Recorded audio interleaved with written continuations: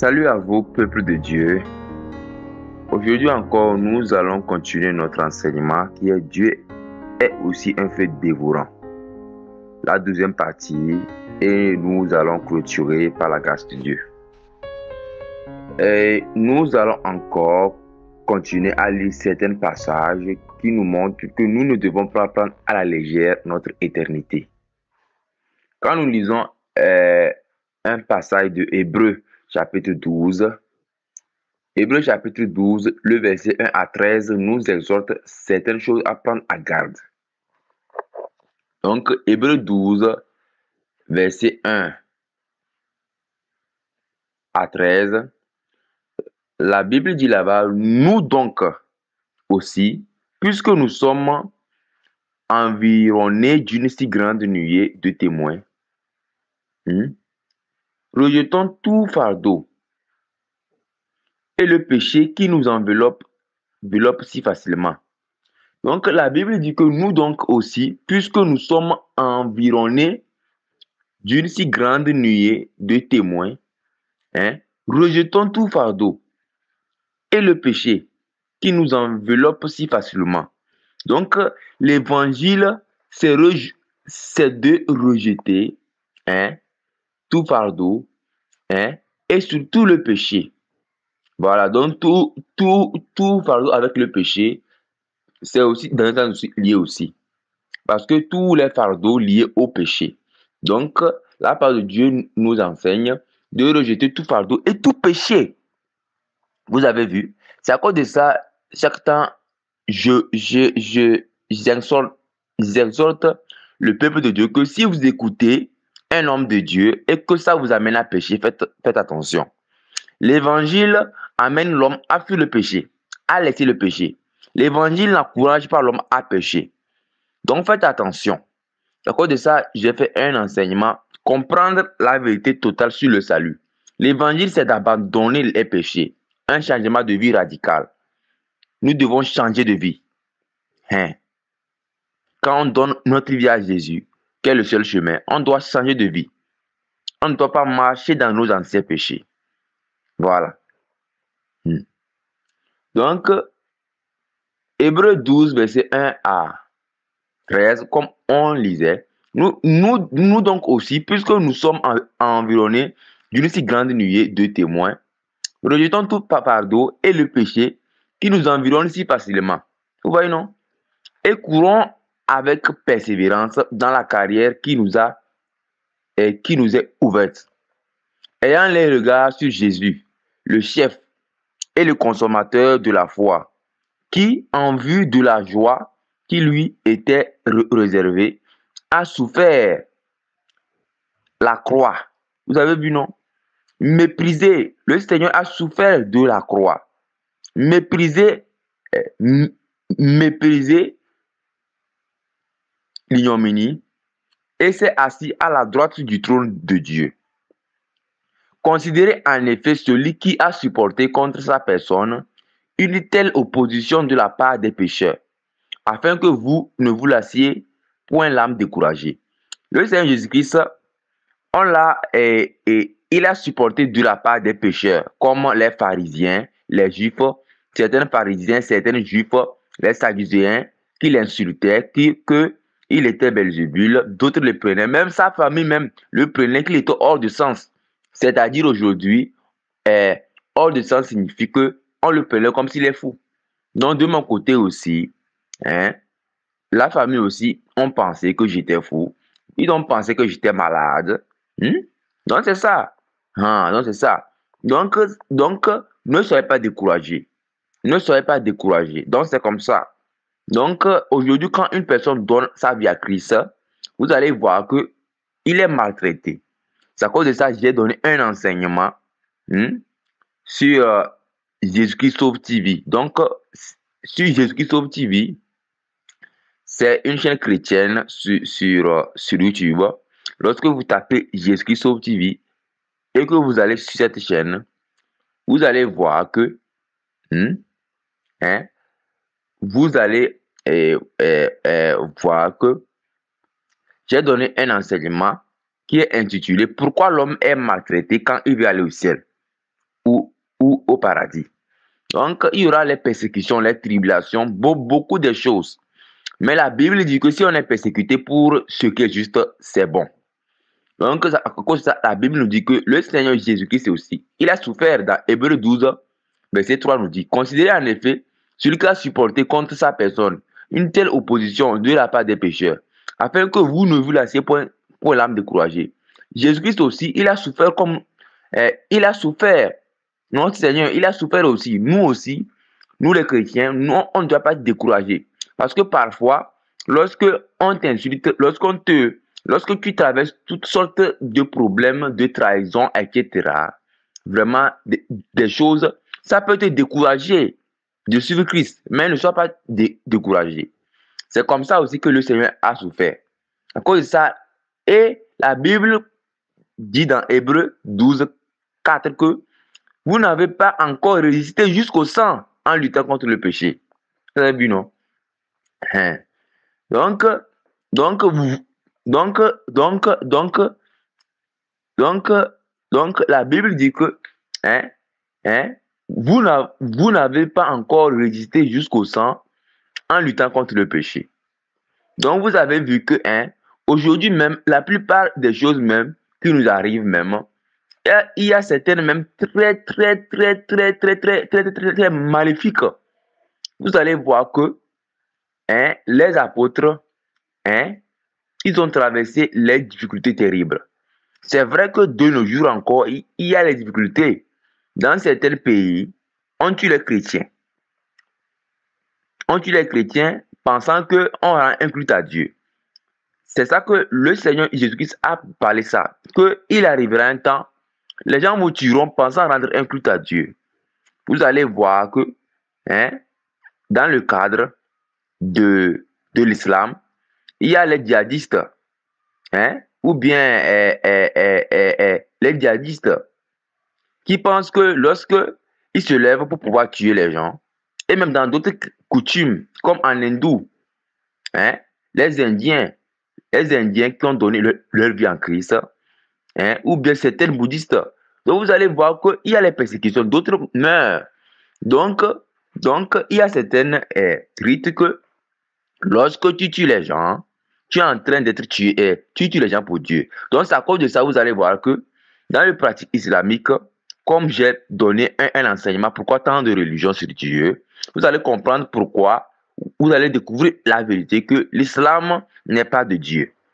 Voilà. Ça a été inspiré par Satan. À cause de ça, il y a plusieurs religions. Le seul chemin, c'est Jésus-Christ qui est mort pour le péché, afin qu'on soit sauvé. Donc, si aujourd'hui tu es musulman, la vérité, c'est Jésus-Christ qui est mort pour ton salut. Et entre les chrétiens aussi, il a fait beaucoup de choses. Donc, c'est à cause de ça, si aujourd'hui tu es musulman, tu es issu d'une religion quelconque, écoute l'enseignement sur Jésus-Christ Sauve TV, qui est pourquoi tant de religions sur Dieu. La première partie, la deuxième et la dernière partie. Donc, c'est ça.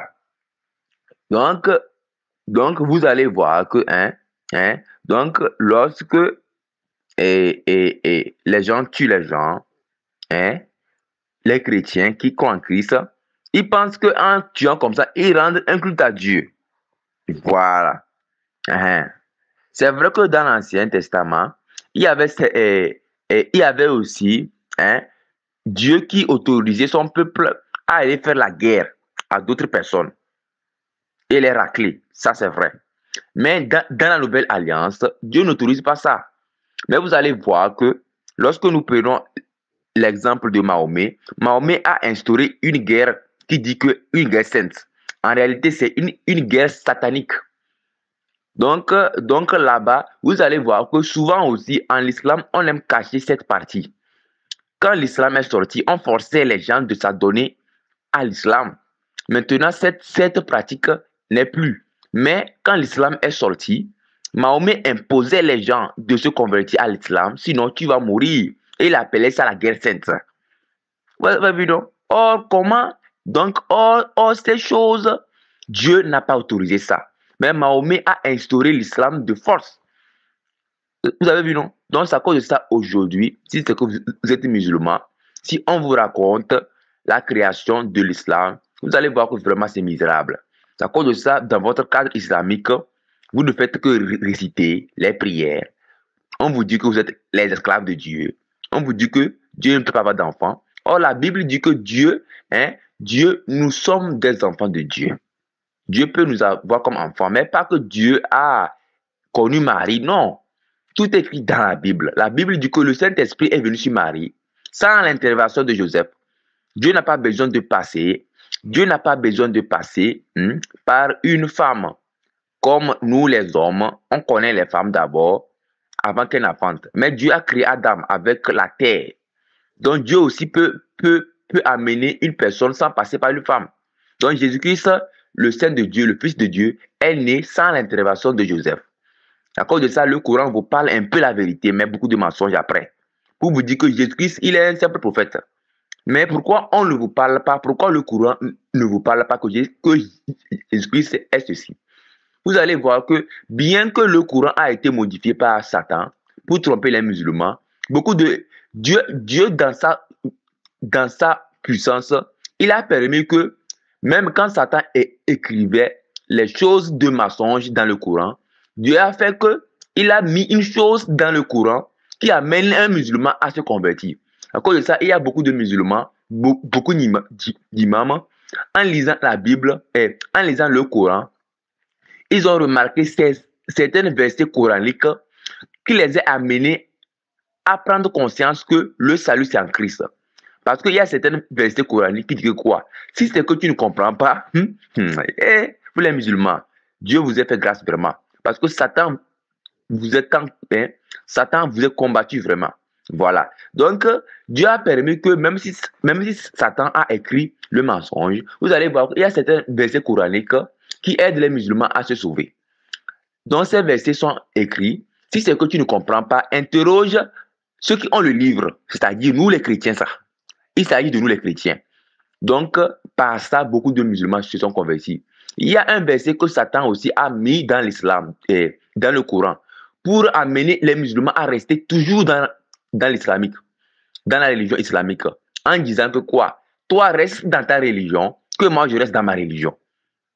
Voilà. Et ces musulmans, et si vous êtes un musulman, que on vous prêche Jésus et que tu prends ce verset pour dire que quoi? Reste dans ta religion et que je reste dans ma religion, vous savez que c'est Satan qui t'a trompé par ce verset.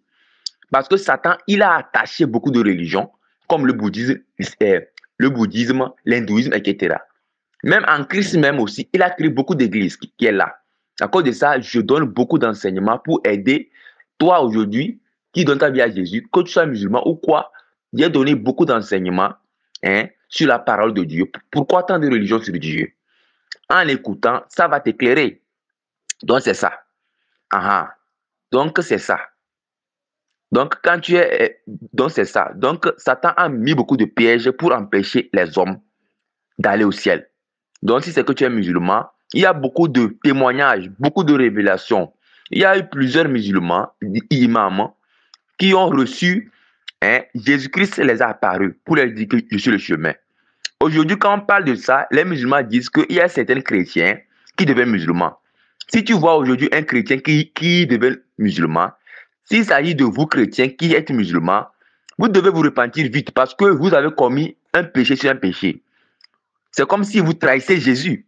Le chemin, c'est en Christ. Et que vous allez là où il n'y a pas le chemin, attention. C'est vrai que beaucoup de chrétiens sont devenus musulmans à cause du comportement des chrétiens. Voilà. Donc, à cause de ça, ne soyez pas découragés. Retournez à votre premier amour, qui est Christ.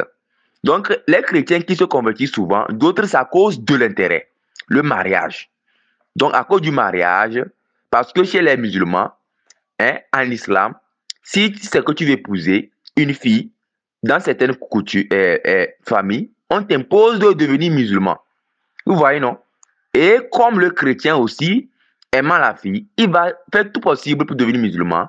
À cause du mariage, il va livrer son âme en enfer. À cause du mariage, c'est-à-dire qu'il devient un disciple de Mahomet. Au lieu de devenir disciple de Jésus, c'est comme ça. Or, Mahomet, il a été trompé par l'ange en disant que c'est l'ange Gabriel, en disant que le Coran est tombé du ciel. Mais en réalité, le Coran a été inspiré, a été inspiré par un démon. Voilà. Donc, c'est ça. Et beaucoup de musulmans pensent que, ou bien beaucoup de personnes pensent que, comme le Coran, c'est tombé du ciel et que personne n'a écrit ça avec la main, ça vient de Dieu. Voilà. Le Coran, le jour que c'est tombé du ciel, hein, on n'a pas donné le Coran, comme l'islam l'enseigne, que c'est tombé du ciel et que Mahomet n'a pas écrit ça, que Mahomet a été illettré. Donc, ce qui montre que le Coran est réellement de Dieu. Qui était là-bas pour voir réellement que, hein, quand le Coran était tombé du ciel, qui était réellement là-bas? Personne n'était là-bas. Même si aujourd'hui on dit que le Coran est tombé du ciel, est-ce que ce que le Coran enseigne, c'est ce que Dieu a enseigné? Non. Mais la parole de Dieu qu'est la Bible, nous voyons que tout est clair, que le ciel et la terre est là. Et souvent, il y a un verset de Jean, de Jean chapitre 16, que les musulmans disent que Jésus même a dit que quoi? Lorsqu'il partira, quelqu'un viendra. Il s'agit de Mahomet. Ce n'est pas Mahomet, c'est le Saint-Esprit, il s'agit. Donc, vous les musulmans, prenez la Bible, lisez. Si vous avez le Coran, vous avez lu le Coran, ou bien prenez la Bible maintenant, lisez. Quand vous allez comparer la Bible avec le Coran, prenez la Bible version Louis II. Voilà, parce que même la parole de Dieu, Satan a piégé beaucoup. Donc, prenez la Bible version Louis II. Lisez, comme vous avez lu le Coran, lisez la Bible. Il y a certains musulmans même, ils ne connaissent même pas ce qui est écrit dans le Coran d'abord. Voilà. Si c'est qu'aujourd'hui, vous ne connaissez pas ce qui est écrit dans votre Coran, comment vous puissiez comprendre maintenant les choses de héros, quoi? La vérité. Maintenant, vous allez voir qu'il y a d'autres frères parmi vous les musulmans qui prennent le Coran avec la Bible. Ils essaient de faire comme si c'est que Jésus-Christ est un musulman. Jésus-Christ n'est pas musulman. Mes frères, les chers musulmans, Jésus-Christ n'est pas musulman. Vous allez voir qu'il y a certains de vos frères, ils ne veulent pas accepter la vérité. D'autres sont avec Satan. Donc, pour vous aveugler, pour ne pas que vous sachiez que l'islam vient de Satan, ils essaient de vous faire croire comme si c'est que Jésus-Christ est d'accord avec l'islam. En essayant de mélanger l'islam avec le christianisme. Or, l'islam avec le christianisme, ça ne colle pas. C'est différent. Parce que l'islam est basé sur Mahomet et le christianisme est basé sur Jésus-Christ. Donc, c'est différent. La religion, donc ces deux religions sont différentes. C'est à cause de ça, il y a plusieurs religions. Bien que c'est dans le christianisme qu'on a le salut en Jésus-Christ, il a créé beaucoup d'églises aussi, Satan, pour tromper les chrétiens. Donc, c'est à cause de ça, vraiment, chers musulmans. Aujourd'hui, si vous êtes musulman, sortez de votre religion. Donc, si aujourd'hui un chrétien va plutôt devenir un musulman, c'est grave pour le chrétien là. C'est très grave pour le chrétien là, parce qu'il va brûler plus que même vous. Si vous ne vous repentez pas, vous aussi, vous n'allez pas avoir le salut. Mais ce chrétien qui a fait ça, c'est grave. D'autres chrétiens se convertissent à cause de l'argent en devenant musulmans. Vous voyez, non? Donc, c'est ça. Donc, si vous êtes un chrétien, faites attention. Donc, revenez à Christ. Donc, on va continuer notre exhortation. Hébreux 12, le verset 4. Vous n'avez pas encore résisté jusqu'au sang en luttant contre le péché. Et vous avez oublié l'exhortation qui vous est adressée comme à des fils. Vous avez vu, non? Donc, la Bible dit, mon fils, ne méprise pas le châtiment du Seigneur. Et ne perds pas courage lorsqu'il te reprend.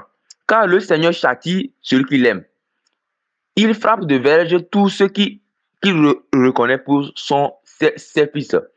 Donc, l'exhortation de Hébreux 12, le verset 5 à 6 à 7 et 6 et 5, 6. Donc, la Bible dit que de ne pas oublier l'exhortation de la parole de Dieu. Et que parfois, le Seigneur, il châtie certains croyants, certains chrétiens qui vivent dans le péché. Donc, ça cause ça, certains chrétiens, ils traversent beaucoup de problèmes. Ce n'est pas les problèmes à cause de la persécution, non. Il y a deux types de problèmes. Il y a les problèmes qu'on a parce qu'on veut suivre Jésus-Christ, qu'on a les problèmes. Il y a ça. Ces problèmes, la Bible dit que si c'est à cause de Jésus que tu as les problèmes, sois heureux. Parce que c'est comme ça qu'on a persécuté les gens. Mais si c'est que ça, tu marches dans les péchés, tu pêches et que tu as les problèmes, il faut te repentir. Voilà. Voilà. Parce que c'est à cause de tes péchés que tu as développé certaines maladies. C'est à cause de tes péchés que tu es bloqué quelque part. Donc, repens-toi pour que Dieu n'a qu'à te pardonner. Parce que Dieu t'aime. C'est à cause de ça, Dieu, pour ne pas que tu pêches jusqu'à mourir, aller en enfer, Dieu a préféré que tu sois châtié dans certains domaines de ta vie. Ça peut être ta santé ou bien quelconque. Pour que tu puisses voir que ton comportement n'est pas bon devant lui. C'est à cause de ça, le malheur t'arrive. Voilà. C'est à cause de ça, la Bible dit que quoi? Hébreux 12, verset 6. Car le Seigneur châtie celui qu'il aime. Donc, il y a certaines personnes, certains enfants de Dieu, donc Dieu les aime. Voilà. Parce que Dieu nous aime tellement que lorsqu'on commet certains péchés, Dieu nous châtie. Ça peut être une chose quelconque liée à notre santé, à notre chose, pour qu'on puisse revenir à lui. Parce que dans l'Ancien Testament, lorsque le peuple de Dieu péchait, Dieu a dit quoi? Ils auront certaines maladies qui vont les arriver à cause du péché. Donc, or, Dieu ne change pas. Quand nous lisons Malachie 3, verset 6. Donc, de nos jours aussi, certains chrétiens tombent malades, ils ont des problèmes dans leur vie à cause d'une vie de péché qu'ils mènent. Vous voyez, non?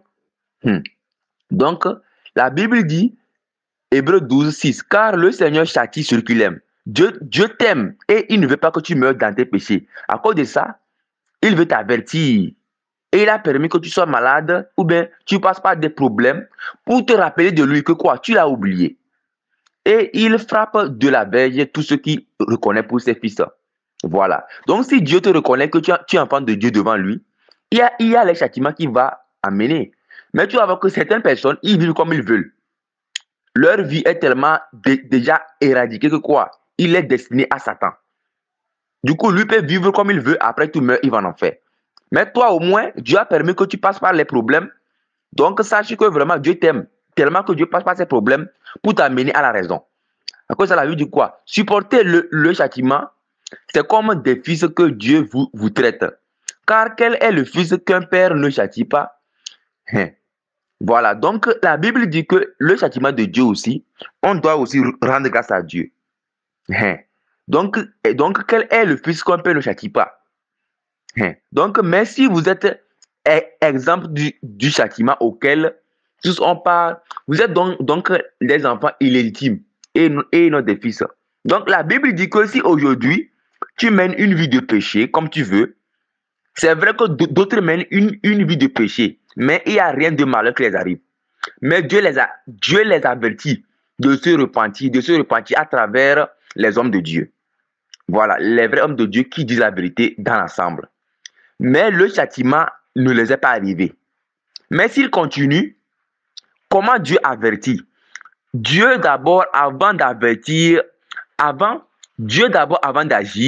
envers une personne pécheur, il t'avertit que quoi? Change de vie.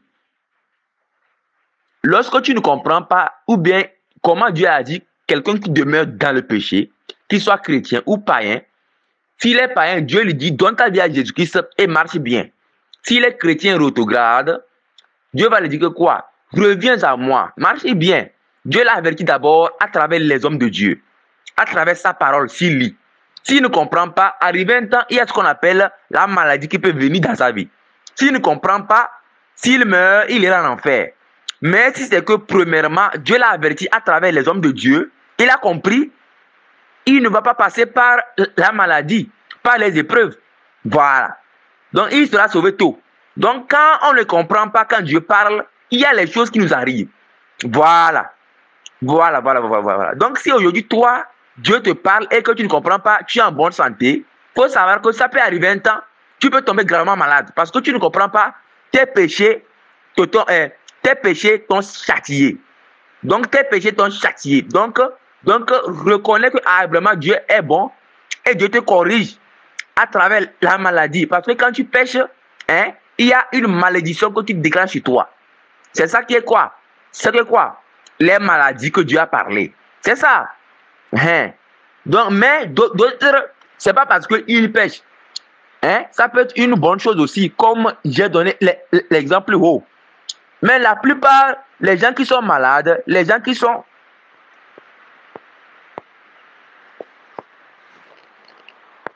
Donc, je disais que la plupart, les gens qui sont malades, qui traversent les problèmes particuliers, c'est lié au péché. C'est lié au péché. Donc, c'est ça. Donc, c'est ça. Donc, c'est ça. Donc, il est en train de pleuvoir. C'est à cause de ça, vous écoutez ce bruit. Donc, je vais continuer l'enseignement. Il est en train de pleuvoir, quoi. C'est à cause de ça, vous écoutez ce bruit. Donc si c'est que par nos péchés, si c'est que nous péchons, ça peut arriver qu'on déclenche les maladies sur notre vie à cause des péchés. Donc, et la Bible dit que quoi? Dans Hébreux 12, verset 9, que d'ailleurs, puisque nos pères, selon la chair, nous ont châtiés et que nous les avons respectés, ne devons-nous pas, à bien plus forte raison, nous soumettre au Père des esprits pour avoir la vie? Donc, ici, Paul est en train de dire que nos pères, selon le physique, nous ont châtiés et qu'on a bien marché. On a bien marché. Maintenant, Dieu qui est notre vrai Père, on ne doit pas nous soumettre à lui pour avoir la vie éternelle. Aujourd'hui, tout ce que Dieu nous dit de laisser comme péché, c'est pour notre bien. Donc, on doit se soumettre à Dieu, de marcher selon sa parole, éviter les péchés pour aller au ciel. Donc, c'est ça. Donc, c'est ça. Donc, et la Bible dit quoi? Nos pères nous châtient pour peu de jours, comme ils le trouvaient bon. Quand on lit Hébreux 10. Mais Dieu nous châtie pour notre bien, afin que nous participons à la sainteté. Donc Dieu, c'est pour notre bien qui nous châtie. Aujourd'hui, tu es voleur, tu es menteur, tu mens, tu es adultère, tu aimes le monde, les plaisirs du monde. Tu ne pries pas.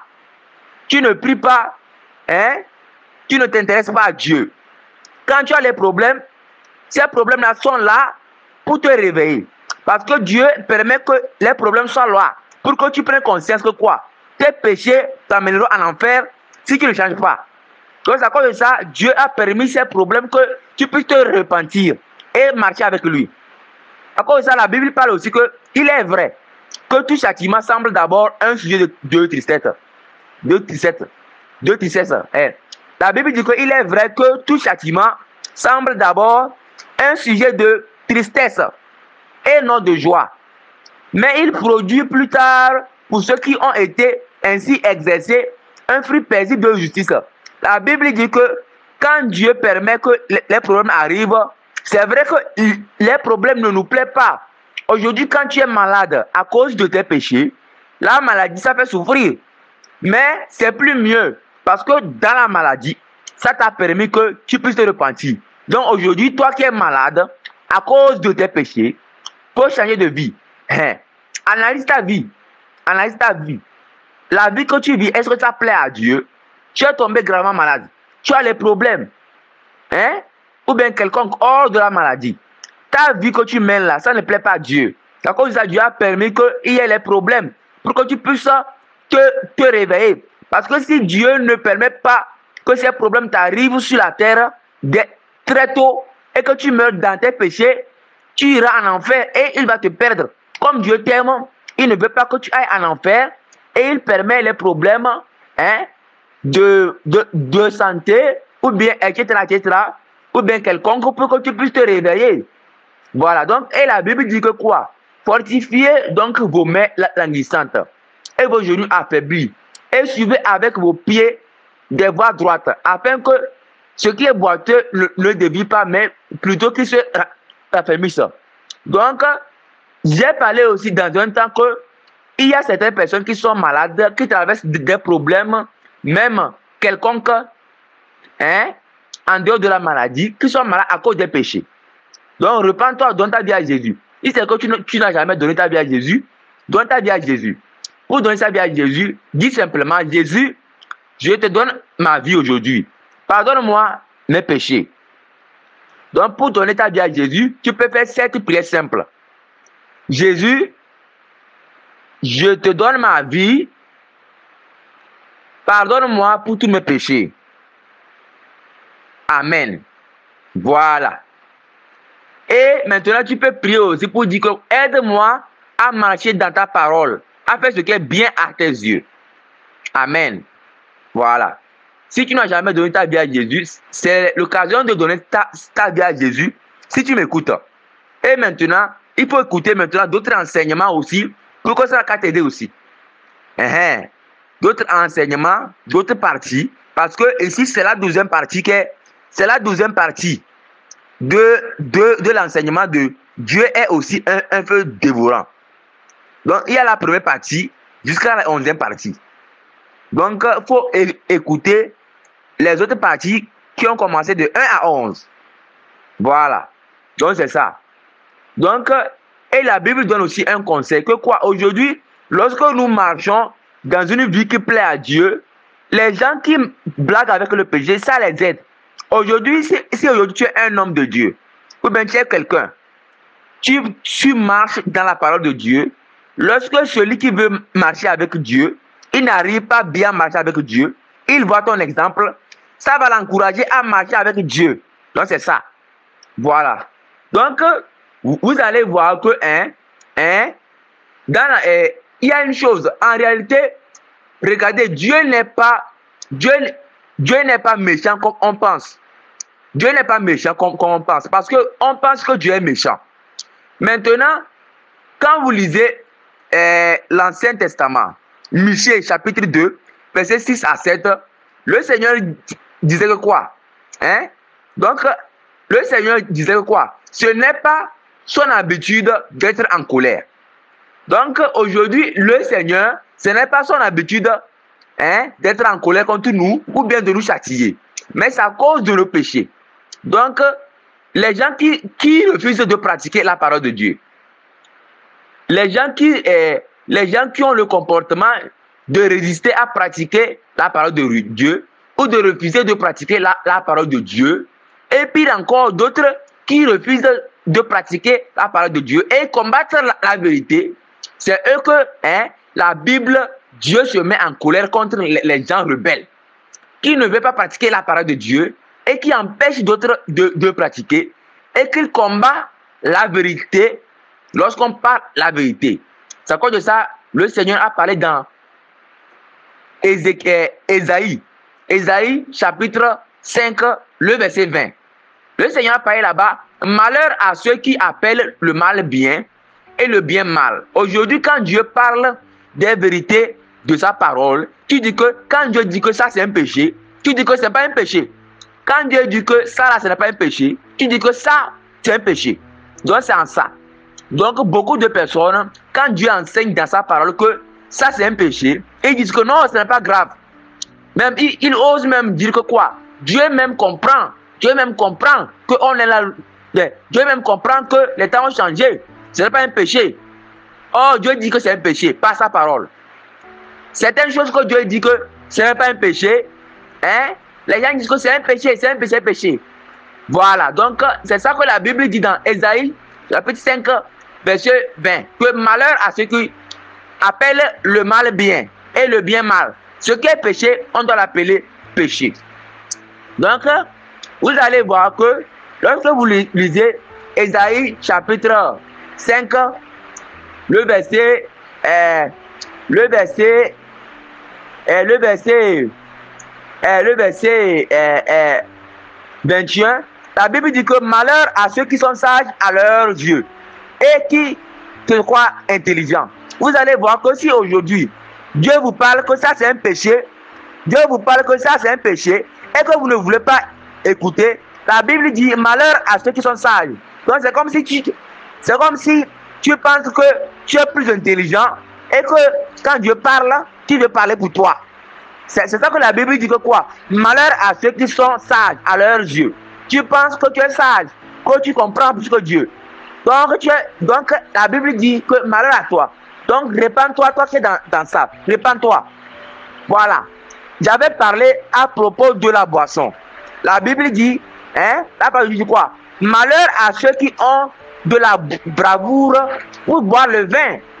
Donc, boire le vin et de la vaillance pour mêler des liqueurs fortes. Donc, vous allez voir que le Seigneur vraiment n'espère pas que nous, ses enfants, on puisse être attachés au vin. Voilà. Donc, en généralement, pour comprendre, Dieu n'est pas en colère contre les hommes, mais Dieu se met en colère contre les hommes qui ne veulent pas écouter sa parole.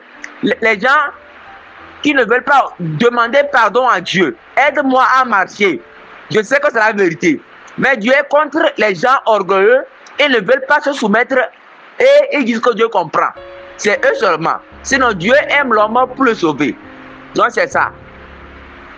Merci beaucoup.